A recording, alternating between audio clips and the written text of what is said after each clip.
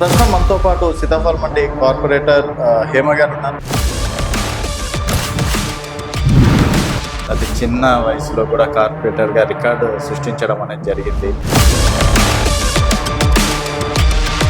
వాస్తవానికి పొలిటికల్గా నాకు ఎటువంటి ఎక్స్పీరియన్స్ లేకపోయినా ప్రజల సహకారం, వారు నా మీద పెట్టుకున్న నమ్మకం, అంటే పనులు అయినాయా లేదా అని సెకండ్, ఫస్ట్ వాళ్ళ సమస్యలు వినడానికి ఒక నాయకుడు కావాలి డెఫినెట్గా. సో ఆ ఓపిక నాకు ఉంది. ఫస్ట్ టైం గెలిచిందంటే సరే నాన్న సపోర్టో లేకపోతే పార్టీ సపోర్ట్ అది అనుకోవచ్చు. సో అనుకున్నారా మీరు సెకండ్ టైం గెలుస్తాను? డెఫినెట్గా ఎందుకంటే గెలిచిన తర్వాత మేము దాన్ని ఒక పదవిలాగా తీసుకోలేదు, రెస్పాన్సిబుల్ చైర్ లాగానే తీసుకున్నాం. ప్రజలలో ఉన్నాం కాబట్టి వారు మమ్మల్ని గుర్తించి మళ్ళీ సెకండ్ టైం అయినా కూడా సపోర్ట్ చేశారు.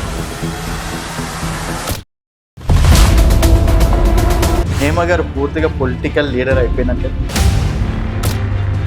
ఎవరైతే దగ్గరగా చూసిన లీడర్స్ ఉన్నారో వాళ్ళ దగ్గర ఉన్న కొన్ని మంచి క్వాలిటీస్ చూసి నేను దాన్ని నా స్టైల్లో ఇంప్లిమెంట్ చేసుకొని ప్రజలలో నాయకులతో ఉంటాను.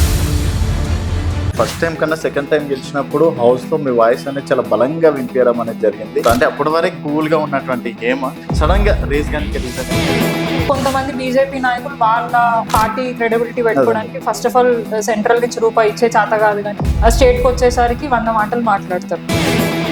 సో కౌన్సిల్ దగ్గరకు వచ్చేసరికి కొంచెం డిఫరెంట్గా మా పార్టీ నాయకుల గురించి మాట్లాడుతున్నారు కాబట్టి డెఫినెట్గా ఖండించాల్సిన అవసరం ఎంతైనా ఉంది కాబట్టి. అండ్ మేడం, ఇప్పుడు కాంగ్రెస్ వచ్చినాక చాలామంది బీఆర్ఎస్ నుంచి కొంతమంది కార్పొరేటర్లు కాంగ్రెస్లోకి రావడం అనేది జరిగింది. అండ్ మీకు కూడా ఆ టైంలో పిలుపు వచ్చిందని, కొంతమంది వాళ్ళ అవసరాలకు పోతారు, కొంతమంది వాళ్ళ ఆస్తులు కాపాడడం, అంటే వివిధ రీజన్స్ తో వాళ్ళు పార్టీ మారుతారు. నాకు ఇక్కడ ఏ రీజన్ కనిపించలేదు పార్టీ మారదు. నాకు అన్ని విధాలుగా పార్టీ సహకరించింది, సపోర్ట్ చేసింది, అవకాశం ఇచ్చింది. ఈరోజు నేను ఈ స్థాయిలో నుంచొని ఇక్కడ మీ ముందు మాట్లాడుతున్నా అంటే అది కేవలం పార్టీ వల్ల. కేసీఆర్ గారికి ఇచ్చిన అవకాశం, ఎమ్మెల్యే గారు కేటీఆర్ అన్న చూపించిన సపోర్ట్ తోటే నేను ఈరోజు ఈ స్థాయిలో.